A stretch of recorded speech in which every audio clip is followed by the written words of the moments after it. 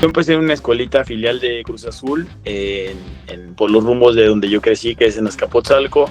Y de ahí, en un torneo que competimos, me ve Joaquín Moreno, que era en ese momento fungía como visor de Cruz Azul, y me llevan al 9º equipo, que era un equipo previo a las fuerzas básicas. Ahí es donde yo empiezo en Cruz Azul y digamos donde tengo mi primer roce con el profesionalismo, ¿no? Cuando llego a la Noria con mis compañeros, el adaptarme a la ruta que yo tenía que recorrer desde el norte de la ciudad hasta el sur, en metro, ahí en el transporte y demás, tenía que ir comiendo, haciendo tarea y muchas otras cosas, dormir, ahí como podía me dormí un ratito, llegaba a entrenar y terminando era regresarme a casa, ¿no? En ese trayecto. Pero fue algo que realmente pues no me costó trabajo adaptarme porque yo sabía lo que quería como jugador profesional, yo tenía ese sueño y el tener la oportunidad de ir, de verlo plasmado en esos inicios, pues obviamente fue bastante motivación. Entonces no me costó tanto trabajo adaptarme a ese cambio en mi vida. ¿En qué momento uno, en esa etapa de formación de niño, adolescente, uno empieza a tomar este compromiso y deja por ahí de ver al fútbol como una recreación, como un futuro trabajo o una futura salida laboral? Pues mira, yo tuve la gran fortuna de tener un formador como lo fue el profe Jaime Arbizu, que había sido exprofesional en las ligas de ascenso. Y desde muy chiquito, te hablo de los 6, 7 años, yo tuve exigencia de alto nivel, ¿no? Entonces eso me ayudó a forjar un carácter, a decir y a decidir sobre lo que quería en el fútbol. Realmente muchos compañeros que tuve con mucho talento tiraban la toalla precisamente por esa disciplina que implica ser profesional. Yo creo que desde muy pequeño lo tenía claro, sin embargo no lo había vivido al nivel de llegar a unas fuerzas básicas, ¿no? Que ahí ya realmente cuando te entregan tu uniforme y empiezas a ver entrenar al primer equipo, yo veía al Conejo Pérez, al Chelito Delgado y demás, pues obviamente te motiva y dices, algún día yo voy a estar ahí, ¿no? En este caso la Noria, pues están en desnivel las canchas, nosotros entrenábamos hasta la cancha 3 y la cancha 1 pues solo era para el primer equipo, ¿no? Entonces siempre fue el sueño, siempre fue el objetivo, decir, algún día yo tengo que estar entrenando en esa cancha con esos jugadores. Y el decir, bueno, en un momento llega el llamado de ese de la selección, ¿cómo uno ve por ahí? A ver, no culminando porque recién empieza justamente el proceso, pero esa congratulación o ese premio al esfuerzo de uno, que a vos te dio también a temprana edad, que son pocos los que pueden tener el privilegio de formar los procesos juveniles de selecciones y de llegar a una selección. Pues mira, obviamente tú acabas de decir una palabra muy, muy cierta y muy adecuada, privilegio, ¿no? Para mí, y creo que para cualquiera que nos gusta el fútbol, el ponerte la playera de tu país y representarlo en un mundial, pues es algo incomparable. En mi experiencia fue algo que marcó un antes y un después en mi carrera, porque obviamente antes, pues bueno, eras el de Cruz Azul, el chico que va a la selección y demás.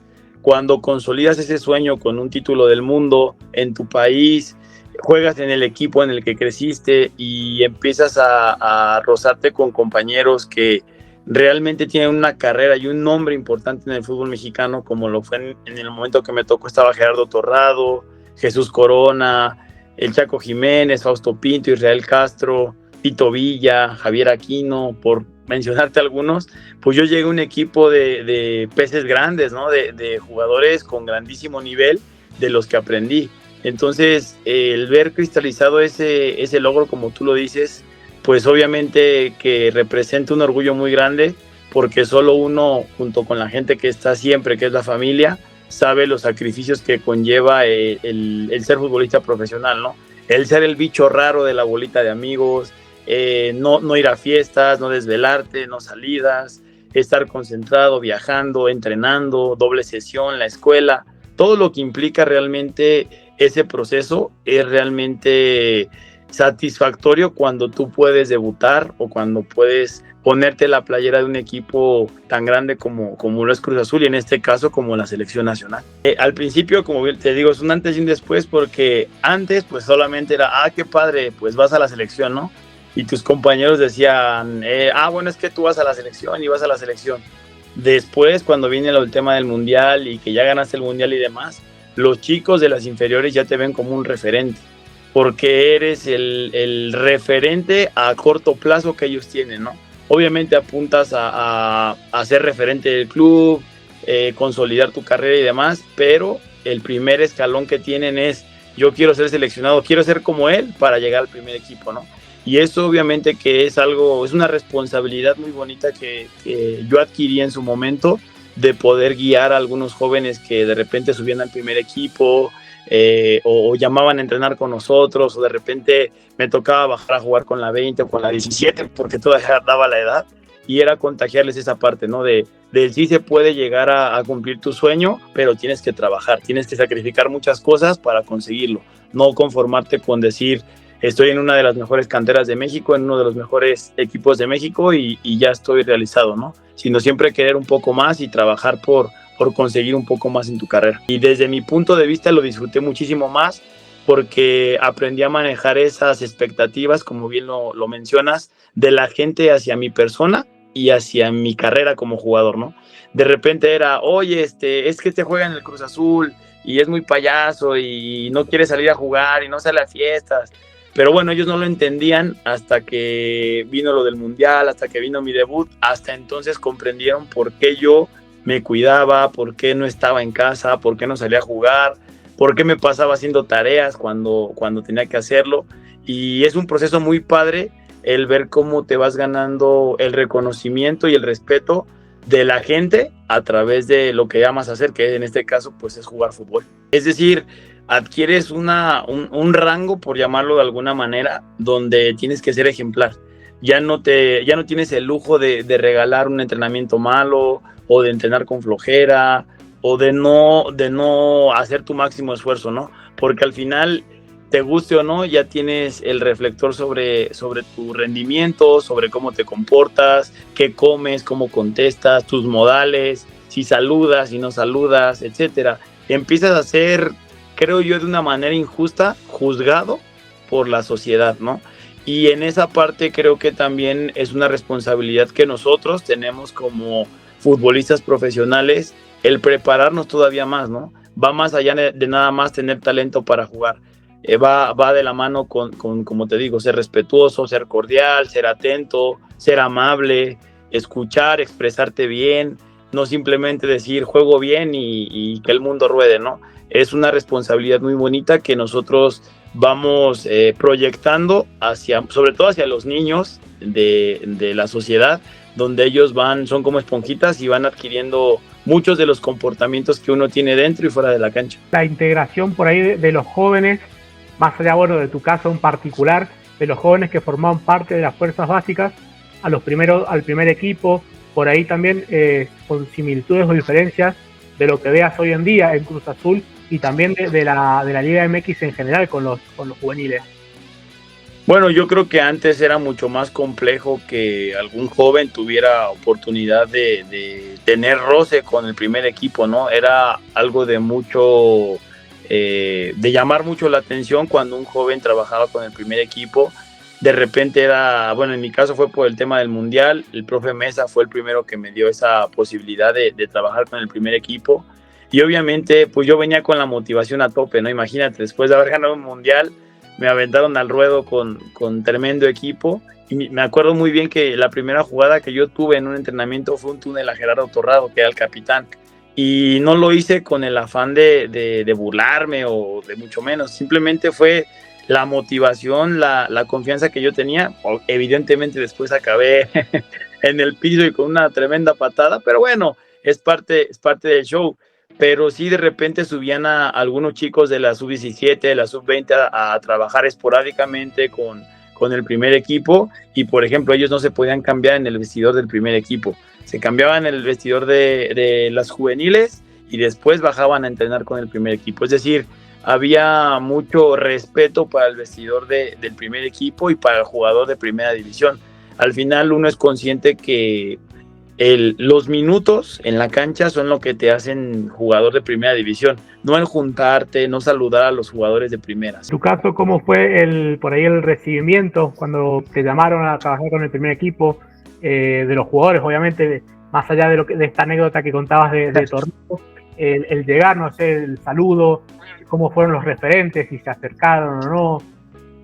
No, mira, la verdad es que yo siempre he dicho que tuve una gran fortuna al haber llegado al grupo que llegué de personas y de jugadores, todos profesionales, te digo, estaba el chileno Waldo Ponce, un tipazo, el mismo Gerardo Torrado, Jair Pereira, había muchos canteranos, estaba el Chuletita Orozco, Adrián Cortés, Héctor Gutiérrez, Alejandro Castro, César Villaluz, Josgar Gutiérrez, es decir, habían muchos de casa, Néstor Araujo también, que ya era titular indiscutible en ese momento, y no fue tanto como que se acercaran a mí para platicar y demás, sino que con mi rendimiento, con mi disciplina, con mi trabajo, poco a poco me fui ganando su respeto, ¿no? De repente, quizás por mi edad, que tenía 17 años cuando empecé en el primer equipo, quizás me tendría que haber comportado un poco más tímido, un poco más introvertido.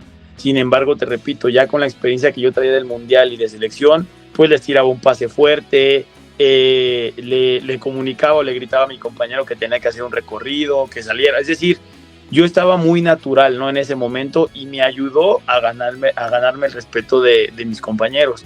Y bueno, en este caso Gerardo, que era el capitán, pues siempre fue un guía para mí. Me acuerdo que tenía también un entrenador cubano él para fortalecer y hacer estiramiento y demás, y me decía, mira, yo le pago a él, tú decides si lo utilizas o no. Ahí está para que lo puedas utilizar. Si yo hubiera hecho esto a tu edad, mi carrera la hubiera prolongado. Entonces tú decides. Entonces ese tipo de detalles me citaba más temprano para meternos al gimnasio a fortalecer, a desayunar, etcétera. Y uno va adquiriendo o puliendo estos buenos hábitos, ¿no? De los referentes del equipo. Chuy Corona igual, se quedaba a trabajar más, el Chaco a patear.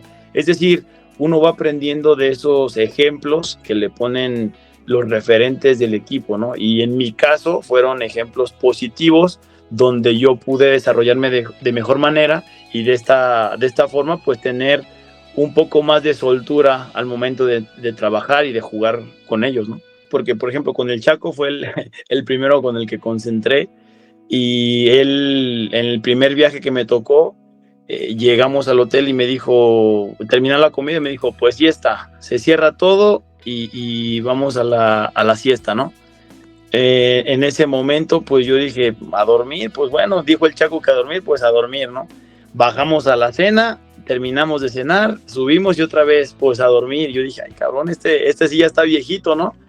Me dijo, me dijo, el café me lo traes a las 6 con uno de azúcar y me subes el periódico. Pues yo era un niño, era un juvenil, ¿no? Yo a todo decía que sí.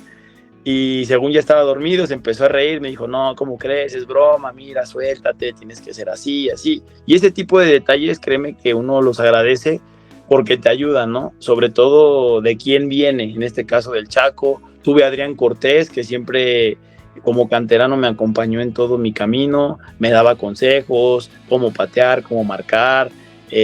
Realmente fueron relaciones en general muy cercanas con mis compañeros y aprendí de todos un poco. La verdad es que estaba el chileno Hugo Droguet también, que era muy alegre para entrenar, para jugar, era un gran compañero.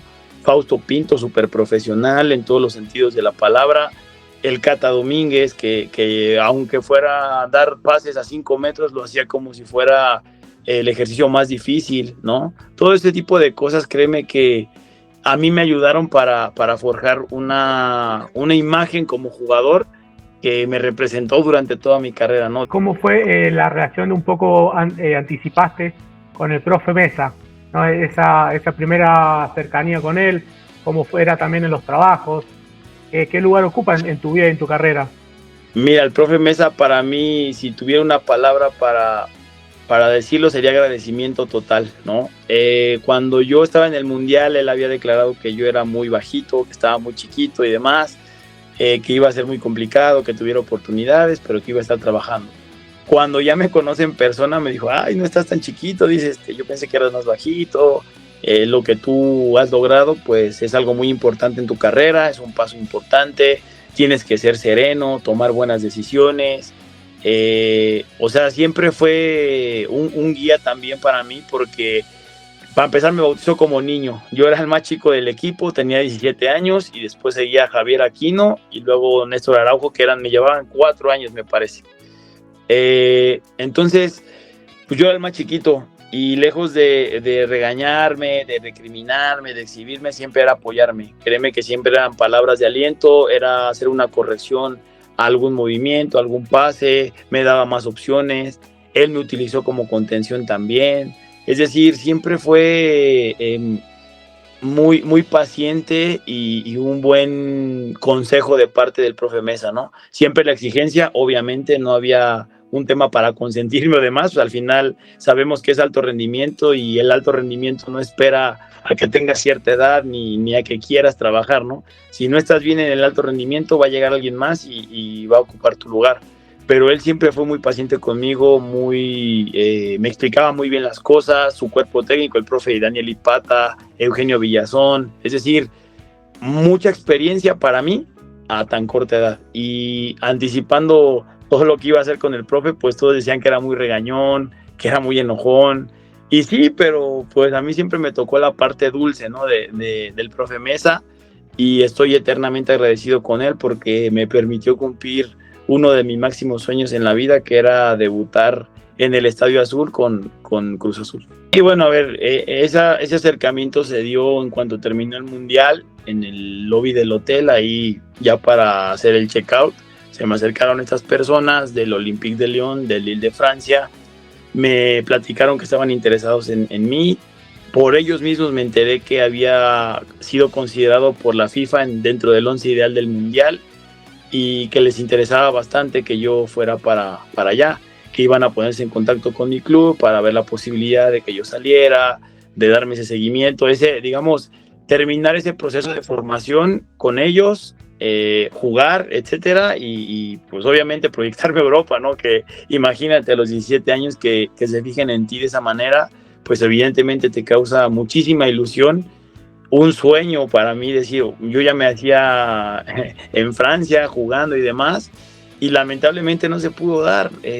Cuando yo me entero de lo que ellos pedían, de lo que Cruz Azul quería, fui a hablar con el profe Quintano, un gran exjugador, leyenda del equipo, y yo me acerqué a él, una, porque era el director deportivo, y dos, pues porque fue jugador, precisamente porque fue jugador, y yo pensando en esta parte de, bueno, quizás él va a entender la ilusión que causa ir a tocar esos niveles, ¿no? Y pues bueno, la respuesta fue totalmente alejada de la que yo pensaba o esperaba, diciéndome pues, que fuera a pedir un préstamo al banco por la cantidad que ellos pedían. Y pues sí, la verdad que en ese momento fue una desilusión muy grande. Sin embargo, increíblemente yo estaba contento por estar en Cruz Azul, ¿no? Entonces decía, bueno, ok, ya no cumplí mi sueño de ir a Europa, pero estoy trabajando con el primer equipo de Cruz Azul, a manera quizás de consolación, porque pues yo me moría de ganas por jugar en Cruz Azul, pero te dicen, oye, te quieren 2 equipos del fútbol europeo, pues obviamente uno apunta a vivir esa experiencia, a poner en alto el nombre de México y decir, un canterano de Cruz Azul pudo llegar hasta esos niveles, ¿no? De hecho, toda esta parte fue incluso antes de presentarme con el primer equipo, ¿no? Esto fue en esta previa donde yo me tuve que reportar con mi club para saber qué iba a pasar. Yo no tenía periodo de vacaciones, ni mucho menos, porque venía del Mundial, directo a hacer pretemporada. Ellos ya habían hecho pretemporada, de hecho, entonces era integrarme de lleno al trabajo y pues bueno, no tenía esa confianza como para hablarlo con alguien del primer equipo, como dices, ya con experiencia y demás, pues quizás hubiera sido otra cosa, ¿no? Pero bueno, así tocó, lo acepté y lo viví, creo yo, con mucha madurez, porque lejos de darme para abajo, dije, bueno, si quiero que alguien más se fije en mí, tengo que redoblar esfuerzos y trabajar más fuerte, ¿no? Me hubiera encantado, la verdad es que sí quedé triste por no poder conseguir ese sueño. Sin embargo, o sea, para Cruz Azul, créeme que solo tengo palabras de agradecimiento porque como tal el club me ayudó a formarme como jugador, como persona, me dio la posibilidad de vivir este gran sueño de ser campeón del mundo, de debutar con el mismo club. Y bueno, al final son personas que por una o por otra razón se cruzan en tu camino, para bien o para mal. En este caso fue para mal porque no pude cumplir ese sueño de poder llegar al fútbol europeo. Juveniles y el primer equipo, y después llega ese préstamo hacia Chivas en el 2014. En ese momento yo no me quería ir de Cruz Azul. De hecho, yo no me quería ir de Cruz Azul. Habían llegado, no sé si ofertas, pero habían mostrado interés por mí algunos equipos como Puebla, como Morelia, el mismo Pachuca, Tecos en ese momento en la liga de expansión, en ascenso, perdón, y no me habían dejado salir. Y cuando viene la oferta de Chivas fue como de sí, ya estás en Chivas. Entonces fue como de ok, como mexicano también obviamente el decir Chivas pues es un reto muy bonito, un club muy grande, de los más populares del fútbol mexicano, y hablé con el entrenador, en ese momento era el Güero Real, me presenté con ellos, para mi mala suerte quizás, estábamos viviendo un episodio muy gris en la historia de Chivas, peleando el descenso. Éramos una plantilla casi de 40 jugadores, donde la mitad éramos de sub-20, es decir, era algo un poco caótico. Cambié de técnico en ese momento, fue el Güero Real, luego llegó Ricardo Lavolpe, se va Lavolpe, se queda, viene Carlos Bustos, luego se queda interino Ramón Morales y después llega el Chepo de la Torre. Todo eso en el año que yo estuve prestado con opción a compra para que pudiera llegar a Chivas, ¿no? Afortunadamente ahí fue un proceso muy bonito para mí, porque fue la primera vez que yo viví solo. Me hice cargo de mis cosas, de la casa, del gas, de la comida, de la luz, etcétera, y tuve por necesidad, por esta necesidad de que el fútbol te hace solitario y te alejas de la familia, pues maduras, ¿no? Creces como persona y creces como futbolista también, porque adquieres otras responsabilidades. Afortunadamente me traje un título de Chivas también, y ganamos con Ramón Morales la sub-20, y eso para mí representó algo muy padre, porque Ramón Morales siempre confió en mí, me dio toda la confianza del mundo para yo poder jugar de la manera que yo sé jugar, y que, te repito, que gente de fútbol como en este caso Ramón Morales, representando lo que es en Chivas, un histórico, un capitán, una leyenda en el Club Guadalajara, te haya dado esa confianza, confía en tu fútbol, te respalde, te dé ese, incluso el gafete de capitán en algunos partidos, te respalde, pues se siente bien, ¿no? Decir, bueno, las cosas no las he hecho tan mal para que alguien con esa trayectoria y esa experiencia se fije o guste de mi perfil para estar dentro de su equipo, ¿no? ¿Qué fue por ahí lo primero con un sueldo que ya estabas cobrando que te compraste? Así que vos te diste un gusto o tenías ganas de poder conseguir. Lo primero que compré con mi sueldo o con un buen sueldo fue un comedor para mi mamá. Compré un comedor para mi mamá y créeme que fui el más feliz. Ella estaba en Acapulco y cuando regresó, ver su cara de felicidad no tuvo precio, ni lo que valió el comedor, ni mucho menos el ver a mi mamá con esa cara de satisfacción y de orgullo. Creo que no tiene precio. Y lo otro que recuerdo mucho que me compré es un consejo que me dio el profe Mesa. Él me dijo, antes de comprarte cualquier cosa, dice, tu herramienta de trabajo es tu cuerpo, y para que funcione bien necesitas descansar bien. Entonces, antes de un carro, de un celular, de lo que tú te quieras comprar, cómprate un buen colchón. Y eso hasta la fecha, créeme que lo sigo llevando. Pero cuando llegas a Cruz Azul se da una situación particular también, que es que ahí estaba el profe Tena, si mal no recuerdo, pero el director deportivo ya no era Alberto Quintano. Así es. Ahí el tema era que Chivas, fíjate cómo fue, el que me trajo a Chivas cuando era el técnico era José Luis el Güero Real. Lo despiden, llega Lavolpe, llegan todos estos técnicos que te menciono, y después cuando ya cuando vamos a decidir mi situación para quedarme o no en Chivas, el director como de fuerzas básicas era el Güero Real. Alguien que no me había utilizado para jugar y que increíblemente me decía, pues es que queremos que te quedes porque tienes cualidad. Y dije, bueno, ¿y por qué no me puso a jugar, no? Y bueno, me dijo que íbamos a esperar porque el acuerdo era que Marco Fabián se quedara en Cruz Azul, y habíamos ido a Cruz Azul a Chivas, Yair Pereira, que creo que había sido comprado, Israel Castro, Omar Bravo y yo. Entonces yo no sabía si yo iba prestado junto con otro más, o no sabía cómo, pero tenía que esperar. Y en ese Inter, Cruz Azul estaba jugando el Mundial de Clubes allá en Marruecos, me parece. Le tocó el Real Madrid y demás. Entonces yo no sabía nada sobre mi situación, solo que tenía que regresar a Cruz Azul para preguntar cómo estaba. Gente de Monterrey en aquel entonces se había acercado conmigo para preguntarme si me interesaba ir a Monterrey. Pues yo obviamente tenía la prioridad de regresar a Cruz Azul, ¿no? En mi casa, con mi familia, al equipo en el que crecí, etcétera. Y cuando llego a la Noria, pues la primera sorpresa que me encuentro es que no me dejan entrar como normalmente entraba. El poli que me había visto crecer desde los, ¿qué te gusta? Que llegué 13 años y que trabajaba ahí toda la vida, me dijo, oye, es que te tienes que registrar. Y sí fue como de, ¿cómo, poli? Digo, no pasa nada, no sé qué es su trabajo, pero no, pues sí son órdenes, que no pasa nada. Me registré, fui a la oficina del director deportivo, que en ese momento ya era Agustín Manso, y me encontré con una actitud medio rara, yo lo digo así porque pues no me hacía caso. O sea, yo me presenté para preguntarle qué iba a suceder conmigo y él estaba en el celular escribiendo. Y pues yo le dije, profe, pues si quiere hablamos en otro momento, que no esté tan ocupado. No, rápido, estás transferible y tienes hasta las 7 para encontrar equipo. Yo dije, pues órale, ¿no? Pues ya que. Le dije, bueno, que les vaya bien. Me di la vuelta, me salí de la oficina y saliendo ya de camino a la Noria, el mismo poli que no me había dejado entrar como siempre, venía corriendo para decirme que me regresara, que querían hablar conmigo. Yo le dije, pero pues, ya hablé. No, que otra vez que te regreses. Y ahí voy para atrás.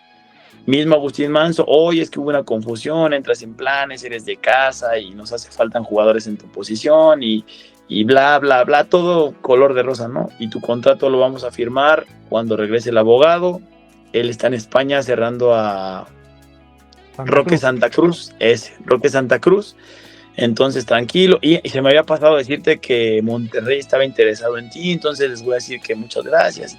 Dije, bueno, pues dentro de la primera fase a esta, pues muy, muy distinto el trato. Me quedé tranquilo, llegué a casa, me preguntaron, pues, ¿qué va a pasar? Pues me quedo, ¿no? Todos contentos.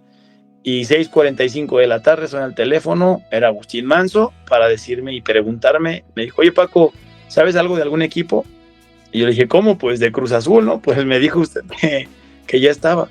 No, pues tienes hasta las 7 para encontrar equipo porque pues hay órdenes de que tú tienes las puertas cerradas aquí. Y dije, ¿pero cómo? O sea, ¿por qué? ¿O a qué se debe? O no sé. Bueno, tienes hasta las 7 y me colgó y nunca volví a saber nada de él. O sea, fue como, no más. Y pues bueno, obviamente con 15 minutos para maniobrar, pues la verdad es que fue bastante difícil. Si te soy sincero, me dio mucho miedo el saber o el pensar qué podía pasar si me quedaba sin equipo a mis 19 años, que tenía en ese momento 20 años. Yo sentía que mi carrera pues ya se había terminado, ¿no? Cuando ya hablé con la gente de otros clubes y demás, pues ya prácticamente era imposible porque ya se había cumplido el plazo que tenía Cruz Azul para hacer movimientos y me quedé sin jugar. Gracias a un torneo que había hecho muy bueno en el premundial sub-20, me llevan a Colorado Rapids. El Piojo López me llama, me lleva para allá. El técnico era Pablo Mastroeni. Hice la pretemporada con ellos, que en la MLS la pretemporada es larguísima, y justo una semana antes de firmar mi contrato me reviento la cápsula articular del tobillo izquierdo y bueno, no pude firmar. La verdad es que fue un golpe muy duro porque no tenía club, estaba lesionado y bueno, no tenía absolutamente nada. Caí en una depresión muy grande por esa situación. No quería salir de mi cuarto, dormía y comía nada más. Y poco a poco, pues bueno, tuve que aceptar que si quería volver, pues tenía que trabajar primero en mi recuperación y después pues ponerme a punto para buscar una oportunidad, y así fue. Caí en la comisión del jugador, hoy asociación del futbolista, y ahí me rehabilité con 2 angelitos de la guarda que hicieron que mi tobillo no necesitara de cirugía. Bueno, en ese caso yo me aferré a mi familia, a la gente que me quiere, siempre recordar por qué empecé, ¿no? Y no tirar la toalla, como se dice coloquialmente. Saber quién era, aceptar quién era, a dónde quería llegar, dónde estaba y a dónde quería llegar, lo que ya había vivido en mi camino y decir todos los días en ese proceso, decir ya fuiste campeón del mundo, ya debutaste en primera división. No cualquiera logra eso, y no es porque yo sea el único, porque tengo muchos más compañeros y con carreras mucho más exitosas que la mía, pero en mi cabeza estaba, tú puedes. O sea, si pudiste lograr eso que muy pocas personas tienen el privilegio de lograr, puedes levantarte de esta. ¿Qué fue por ahí lo más difícil, o lo que vos decís, bueno, tuve que pasar esto en los diferentes equipos, de trabajar, ¿no? Esto de ganarse su lugar, de seguir peleándola año tras año? Pues yo creo que lo más difícil, créeme, que fue aceptar que el club al que le había entregado cuerpo, mente y alma, pues te dijera que no. Eso se siente muy feo, porque tú te haces una ilusión, o yo en este caso, desde chiquito, y por ejemplo, veía al Conejo Pérez, ¿no? Y yo me imaginaba al Conejo Pérez toda la vida vistiendo la playera de Cruz Azul, al mismo Paco Palencia, etcétera, en su momento, que eran los que yo veía jugar. Y después, cuando ya estás en el papel del profesionalismo, entiendes justamente eso, ¿no? Que es un trabajo, que se cierran ciclos, que hay un momento en el que el club pues ya no te necesita, necesita otras cosas, y esa parte, créeme, que es bastante dura, ¿no? Imagínate, Cruz Azul, el trato pues es de reyes. La verdad es que instalaciones, afición, hoteles, viajes, reconocimiento, todo eso Cruz Azul te lo da. Y bueno, me tocó vivir etapas con Coras de Tepic, donde de repente íbamos en el autobús y se descompuso el autobús, y nos fuimos en camionetas de redilas en la carretera pidiendo ride para que nos llevaran al hotel en Celaya. Por contarte alguna anécdota, ¿no? Cosas que quizás en un equipo de primera división pues ni de broma suceden, ¿no? En algún momento, más adelante, en lo que fue tu carrera, ¿hubo algún cambio en la percepción del club con vos? No sé, charlaste con algún entrenador más adelante, o con algún director deportivo. ¿Y qué crees? Que después de todo esto que te cuento, llegó Eduardo el Yayo de la Torre. La verdad, se portó espectacular conmigo. Él me dijo, bueno, yo tengo aquí una historia donde te peleaste con los directivos. Yo dije, caray, esa no me la contaron, porque según yo jamás me peleé con nadie. Fue muy sincero conmigo, me dijo, mira, llegó Paco Gémez me evaluó por algunas semanas. Él me dijo que quería que me quedara, pero seguía este tema de que pues yo no podía seguir en el equipo. El Yayo de la Torre me ayudó a conseguir equipo, me movió ahí con algunos de sus contactos, y eso también se agradece, créeme. Lo que te decía, ¿no? Sería muy injusto de mi parte decir, no, Cruz Azul hizo todo mal y eso, porque Cruz Azul no es una persona. Cruz Azul es una institución, es la afición, son los jugadores, los jardineros, los cocineros, es todo. Y sería muy malo de mi parte hablar mal del club que me vio crecer, ¿no? Fueron personas, como te digo, que se cruzaron en mi camino, para bien, para mal, de las que aprendí, a las cuales también les agradezco increíblemente. Lo voy a decir así, les agradezco todo lo que hicieron, porque eso forjó la versión que soy hoy en día, ¿no? Quizás, no sé, si me hubiera jugado a Europa y hubiera tenido todas las facilidades, pues sería una etapa de mi vida, o una versión más relajada, más conformista, no lo sé. Y créeme que el tener esta adversidad y, como dices, buscarte el año con año y pelear ahí un contrato y oportunidades, me han hecho valorar mucho lo que es el fútbol y lo que hace un futbolista. Te retiraste con 29 años en 2023. ¿Qué fue lo que te lleva a tomar por ahí esa decisión de tan joven, ¿no? Porque 29, 31 años, todavía hay carrete para seguir dándole cuerda. Y si hubo también momentos en los que antes de ese entonces pensaste en esa decisión. Pues mira, antes de ese momento no lo tenía planeado, ni por la cabeza me pasaba. A mí me decían, hay oportunidad en tal lado, y yo iba y me la jugaba a muerte, ¿no? Por conseguir esa oportunidad. Pero también llegó un momento en mi vida donde yo decía, bueno, a ver, yo he dado todo de mí y más por seguir luchando por mi sueño, por estar, viví de todo, viví las mieles del éxito, jugué en primera división, jugué en la liga de ascenso, jugué en segunda división, me quedé meses sin cobrar en Veracruz, me quedé meses sin cobrar en el Atlante, entendí cómo tenía que ahorrar mi dinero, cómo invertirlo, qué hacer, qué no hacer, todo este camino de aprendizaje. Yo digo, la carrera del futbolista es efímera, de un momento a otro se acaba, me ayudó a comprender que en algún momento se iba a acabar. ¿Qué ventaja tenía yo? Que yo ya sabía lo que era quedarse sin equipo, dejar de ser futbolista profesional. Yo te digo, internamente yo me quedo con que no todos tienen ese privilegio de jugar en primera división, no todos tienen el privilegio de ser campeones del mundo, y yo tuve esa oportunidad, tuve esa posibilidad.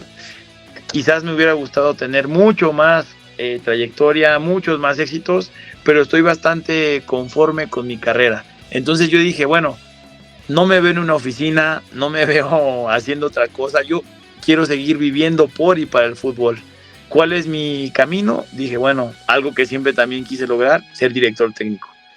Y en ese momento dije, ok, se acabó, hay que trabajar, hay que prepararse para lo que viene, que es el futuro inmediato. Y tuve la fortuna de que en cuanto yo estaba retirándome, ya estaba con trabajo para dirigir. Entonces no tuve ni tiempo para ese duelo de decir, oh, pobre de mí, se acabó mi carrera y no logré y no hice y no esto. Ya estaba con un chip distinto porque ahora mi responsabilidad era, o es en este momento, formar futbolistas para que México tenga más de dónde escoger y que ellos puedan cumplir quizás los sueños que en su momento cumplí y también los que no pude cumplir. Empecé en tercera división, una división que como jugador jamás pisé. Fuimos líderes nacionales, proyectamos a jugadores de ahí a Cruz Azul, a Toluca, a Atlante, a Querétaro, y ver que esos muchachos cumplen sus sueños, pues créeme que es muy satisfactorio. Son logros que quizás no tuve como jugador, pero por ejemplo uno de mis muchachos, Sebastián Aceves, debutó con el campeón Toluca, y verlo jugar en primera división, créeme que me llena enormemente el corazón de decir, uno de estos chicos ya pudo lograr su sueño, ¿no? Y me levanto todos los días hasta la fecha para que sea otro y otro y otro. En cuanto a Cruz Azul, bueno, mencionabas que han exportado jugadores a Cruz Azul, el tema de las fuerzas básicas y ese paso al primer equipo con jugadores que hoy en día por ahí está siendo un poco más complicado en Cruz Azul. Y bueno, al final, como te decía, ¿no? Créeme, ahora hay una regla de menores, antes no había regla de nada. Esa regla de menores estaba antes de que nosotros fuéramos campeones del mundo. Cuando quedamos campeones del mundo, quitan esa regla. Entonces ahí pues se pierde yo creo una buena generación de futbolistas. Después la implementan nuevamente antes de las Olimpiadas de Tokio 2020, que se jugaron hasta el 21. Y para que te des una idea de lo que yo pienso, esa regla o esa obligación de los equipos por cumplir minutos de menor hace pues que evidentemente el jugador menor tenga experiencia, tenga roce y crezca. Cuando pusieron esa regla salió Alexis Vega, Johan Vázquez, César Montes, Sebastián Córdoba, estaba Alan Mozo, Eric Aguirre, Eduardo Aguirre, Uriel Antuna, etcétera, que aunque te guste o no como entrenador, y lo digo ahora de este lado, pues lo tienes que poner a jugar porque tienes que cumplir una regla. Y el ponerlo a jugar hace que ese jugador se potencialice de una manera en la que en algún momento va a ser referente de tu club. Y si hablamos de esa generación a la fecha, estoy hablando del 2021, a la fecha, si hiciéramos la lista de convocados hoy en día de la selección, el 70% son esos jugadores que te digo que tuvieron la oportunidad de jugar con esa regla de menor. Entonces, para mí, creo que talento hay, y te lo dice alguien que estuvo dentro de una selección con mucho talento. En México hay mucho talento. Lamentablemente, de repente, la oportunidad o estos resultados a corto plazo que los entrenadores también necesitan para tener credibilidad en los proyectos, hace y obliga a que pues no tengan oportunidades los jóvenes, ¿no? Sin embargo, cuando se las han dado y los jóvenes, por ejemplo, a mí me encanta cómo juega este chico Amaury Morales, ¿no? Que cuando lo ponen responde, y cuando lo ponen responde, lo mismo que pasó con Huescas. Hizo un buen torneo, 2 torneos buenos y hoy está en Europa. Es decir, no cualquiera llega a esos niveles, o no es casualidad que se fijen en ti y en tu talento, porque sí, nada más. Es porque trabajas bien, porque tienes las cualidades suficientes, porque llenas el ojo de equipos y se fijan en ti. Entonces, en la medida que se confíe más, tengan este tema de quizás decir, ok, tengo esos objetivos, todos los equipos quieren ser campeones, obviamente, ¿no? Algunos tendrán objetivos un poco más realistas de quizás de media tabla para arriba, de calificar a la liguilla, etcétera.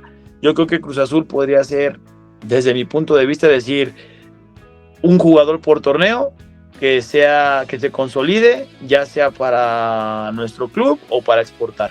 Creo que sería un buen objetivo institucional a mediano o largo plazo. Eso creo que sería maravilloso para que siguieran saliendo jugadores de la cantera. ¿Qué expectativas tenés sobre la selección mexicana?